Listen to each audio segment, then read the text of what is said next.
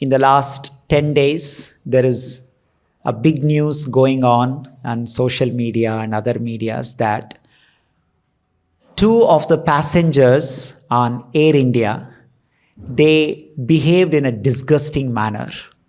The details of the incident is that somebody on board from US to New Delhi or something like that, a man peed on a woman. And when they did investigation, why did this man behave in such disgusting manner? They figured out that person was under the influence of alcohol. He was actually drunk. And he pleaded guilty and he said, "I'm so sorry, I was drunk. I didn't know what I was doing. And so it was big mistake. Please forgive me," something like that. So it became a big news in media. In fact, the government made it big news. Media made it big news. It went to even Supreme Court, and there was injunction that strict action should be taken. That person should be put on no-fly list. That means he should never be allowed to fly on any aeroplane for some number of years, for lifetime ban and all that. And the man was pleading, "Please don't reveal my identity. I have my family.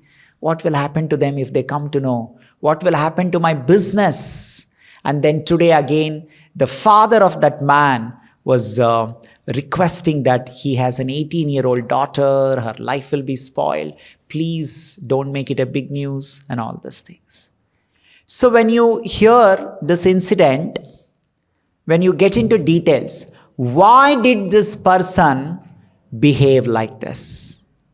Two incidents happened in the last about 10 days. Similar incident, and both happened mostly on Air India flight. So why did it happen like this? Why did somebody behave like this? In both the cases, the cause was same. Person who behaved in this disgusting manner was actually drunk. He was under alcohol influence. So here in this verse, Bhagavad Gita says, this alcohol is amedhyam, untouchable. It is in the mode of ignorance. It is tamoguna food. So what is the impact or influence of such tamoguna food on us? Many times people come to you or they say like this. They say that I drink alcohol, but I'm a very good person. Or sometimes husband or wife, while they introduce their life partners to others, they say like this. They say that my partner, he's a very good person. He's a pure soul, but he drinks alcohol, or he smokes, or he takes drugs, or he eats meat. But he's a very good person. He's very good-hearted. He's a pure soul, something like that. Or sometimes, if not others, the person himself introduces like that. Once I was attending one program in Taj Vivanta Hotel. So I was attending some training. So we were supposed to speak on some topic. Then I spoke about 4 regulative principles. And then after I spoke, one person came up to me and he said, "Oh, you said, these people who smoke, the people who drink alcohol, they're bad people. How can you say like that? How can you simply label people just because they drink alcohol, just because they smoke or they take drugs? They're good people. They don't harm anyone." Then they gave me example. They said that I know somebody, I think probably he referred to his own father or somebody. He said, "So my father sits in his own room. He doesn't harm anyone. He doesn't harm anyone. So he smokes." You see, public smoking, I agree, I understand it is harmful to others. They're putting others into health risk. But my father, he sits in his own room. he smokes, he's not harming anyone. How can simply by smoking somebody can be called a bad person? Or simply because he drinks alcohol, how can he be called bad person? So this was their argument.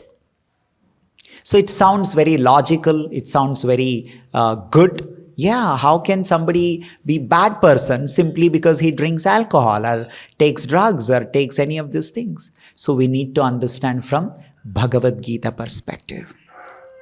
What is the Bhagavad Gita perspective on all these activities? Bhagavad Gita says these substances, the whatever we consume, food or what we intake, they are categorized into 3 types of food: Sattvic, Rajasic, Tamasic. And each type of food has its own influence on our thinking, on our feeling, on our actions. We are not independent of any influence. We always come under various influences. And under what influence we are decides what we think, what we feel, and how we act. So it is very important to understand that if we come under influence, then we should come under good influence, so that I think in good way, I feel in good way, and I act in good way. And Srimad Bhagavad Gita in the 17th chapter, in the shloka number 8 to 10, here it is very clearly mentioned, amedhyam, there are untouchable foodstuffs like alcohol, smoking, drugs, or eating meat. They all come under the category of untouchable food. Untouchable food. What happens? You see, when you consume these food items, our consciousness come under influence and we lose the ability to discriminate between right and wrong. Like in this example of this person in this Air India flight, because he consumed alcohol, he lost his decision-making power, discrimination power, what I am doing, where I am doing, what is the impact of that in the future. He lost all that. And he did something which is totally unacceptable. So this is the impact of consuming this kind of things. So what happens is, generally nowadays, people think and argue that, if it is not affecting others, then you cannot say it is bad. When we say harmful, it is not only we say harmful to others, we also speak about harming one's own self. Scriptures say, Durlabham Manusha Janmam. This human form of life is very rare gift given to us for a specific purpose. We have a purpose to achieve. And what is that purpose? Krishna says in Bhagavad Gita that the purpose of the human form of life is that we go back to spiritual world and we go back to Krishna and we be with Krishna in the spiritual world. That is called moksha or liberation. For this purpose, we need to be very conscious and careful in all our actions, because every action that I do should actually take me towards this goal, this purpose. So, keeping that in the mind, I should conduct myself in such a way that I am actually reaching this destination. Now what happens? We'll take some example. If drinking alcohol is good, then why government bans you to drink alcohol and drive? Why in the traffic police, when they stop you, if they find you that you are drunk, when you travel, there are so many places where you are stopped and you will be tested whether you are drunk or not. And if you are found drunk, you will be fined and you will not be allowed to drive anymore. So why is that so? Why is government doing like this? Why government has printed on the cigarette pack, smoking causes death? Why should they do if it is good? Number one, in the example of this drunken drive, it is not only harmful to you, it is also harmful to others. When you are drunk, you are unfit for driving.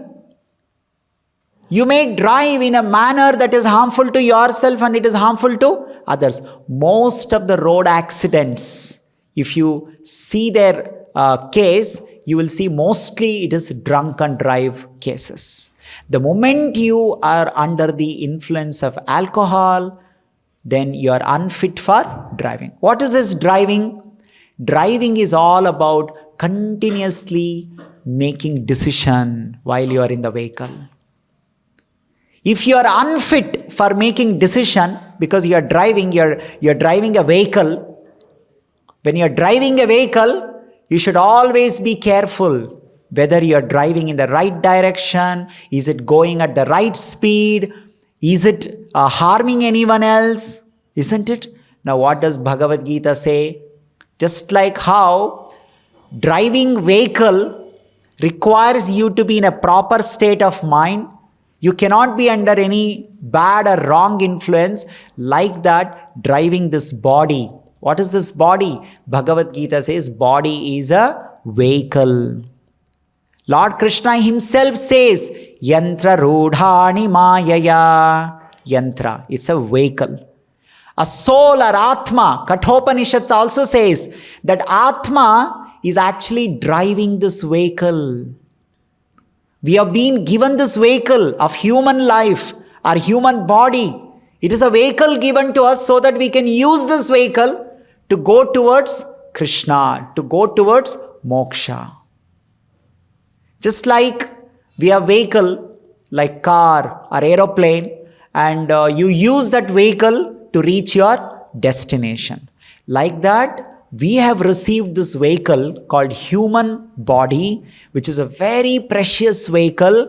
And in this vehicle, when you are sitting and driving, you have to be under proper consciousness. If your consciousness is polluted, if your consciousness is in an inebriated state, then you are unfit for driving. Just like drunken drive is not allowed, like that drunken drive is not allowed even in the human form of life. Because you become unfit. Just like when you're drunk, you don't know where you're driving. Maybe you're taking the vehicle into some pit, or maybe you're hitting some another vehicle. Like that, when you drink alcohol or smoke or consume meat or consume drugs, they all have similar influence on your decision making. So you will not be able to make the right decision of whether I'm going towards moksha or not going towards moksha. You become unfit for making that decision. Not only you become unfit for making the decision about moksha, you will also become unfit for doing your normal day-to-day activities also, if you are under the influence of all these things. So most of the domestic violence, most of the murders, most of the crime happens under the influence of these stuff. No, you won't find even a single case where people will come and tell you he committed crime under the influence of drinking milk. He or she committed crime, or the crime rate is increasing in our society because they're all under the influence of milk or water or all those things. No, this is not the way. It is very clear. You don't need much explanation for all those things. So people should stop justifying their behavior and saying that I'm a good man and I can still be alcoholic, I can still consume drugs, I can smoke, or I can eat meat, or I can still be good man. See, the point is, what do you mean by I can be a good man but I do all those things? When you know that when I consume all these things, I will not be in a proper state of mind to make any decision. What do you mean by good man? How can you call yourself as a good man? And there are people who say that, oh, I'm very friendly with my children. Once my child turn 18, I will sit with my son or daughter and celebrate that you have become 18. So let us, take some alcohol. So this is how I welcome my child that you have become now adult. Now you can do. See, to welcome somebody that you become adult, you need not feed them alcohol. You can sit with them and discuss about what is human form of life, what is the responsibility of human form of life, what is moksha, and what is that you are supposed to do in this human form of life. You can do and welcome them that you have become an adult. Now you take responsibility. Not that just because government has put. Why government has put that restriction? That if you are under 18, nobody can sell alcohol to you. You can't consume alcohol because government assumes that when you are less than 18, you do not have full maturity to make the decision whether it is right or wrong. On your behalf, some guardians will make the decision for you. Once you are 18, because of your certain growth in your body or whatever it is assumed that you can make decision for yourself. So when we say like that, you can make decision for yourself, then we should know this alcohol is going to influence my decision making. Most of the crime happens under the influence of alcohol. So why are we celebrating it? Why is Bollywood or any cinema industry showing drinking alcohol is so common in the society? It is okay, it is so cool. Now if you are educated, you are part of a certain society, then you have to do this. What does it mean? One side, people have issues with domestic violence. One side, they have issues with the rise in the rape cases in the society. One side, they have issues with all the crime in the society. And the other side, they show all these things are very cool. This is a duplicity in the society. So the reality is that unless one learns self-control, Bhagavad Gita promotes what is self-control. What do you mean by self-control? Self-control is about you saying no to any wrong influences. There can be provocation. There can be some kind of an enticement for our mind, for our senses. But you should develop sufficient strength to say, I don't want this. And that is called self-control. Like what is our issue with the rapist? Why is everyone angry with rapist? When there is a woman saying, no, I'm not okay for this, the man is still going ahead. So against somebody's wish, the person is, committing crime. Like that, the soul, the scriptures say, the soul is actually saying, I don't need this. But the mind is forcing.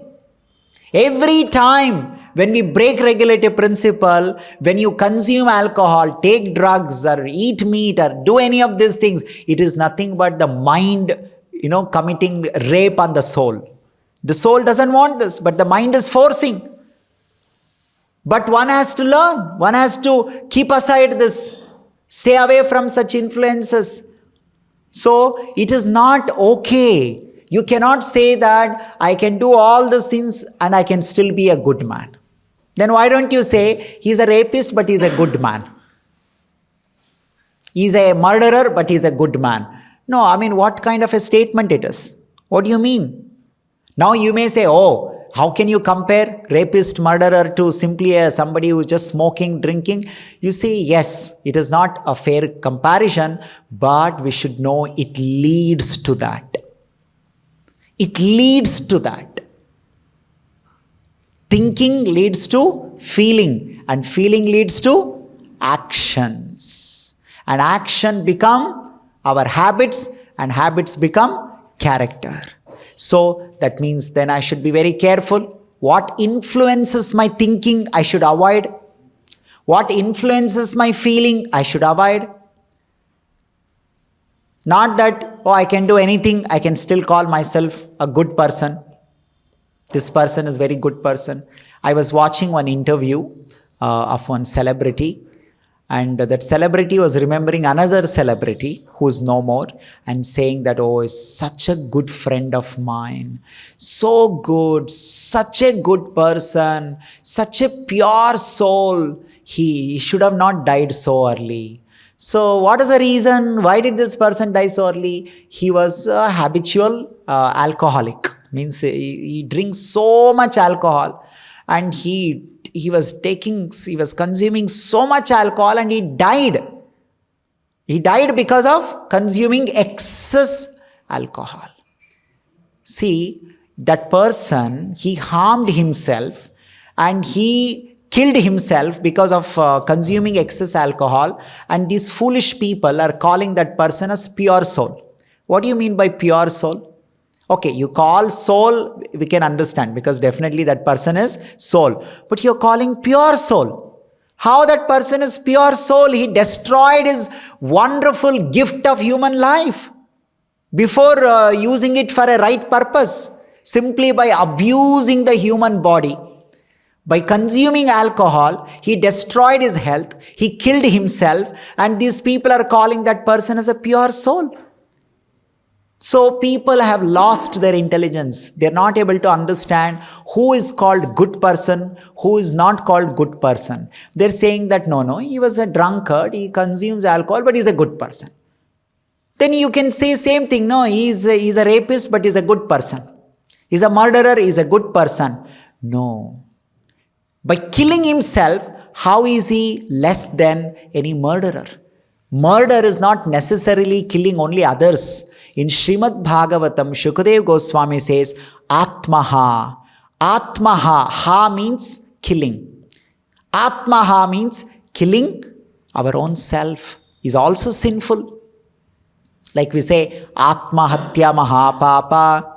Killing oneself is Mahapapa. So when you do Mahapapa, how can you be a good person? Like this example, the person who peed on a woman on flight. Now can you call him as a good person? If he's a good person, then why government is trying to put him behind the bar? Why they are putting him on the no-flyer list? Why all this punishment is being given to this person? If he's a good person. So how he became that bad person? Because he consumed untouchable items like alcohol, like smoking, or like drugs, or this meat eating. All these things have negative impact on our decision making. Just like drink and drive is not allowed, similar way drink and drive in our body is also not allowed. If you want to reach your destination safely, comfortably, happily, without harming yourself, without harming others, then you should not be under the influence of alcohol while driving the vehicle. Similarly, if you want to reach your destination called moksha, or going to Vaikuntha, be with Krishna, comfortably, happily, then you cannot drink and drive in this vehicle also. Vehicle called human form of life. Idam shariram sadhanam. Sadhana means in Sanskrit vehicle or carrier. This sharira, this human form of life or this human body is the greatest vehicle to travel to the spiritual world. And this vehicle should not be abused. This vehicle should not be misused.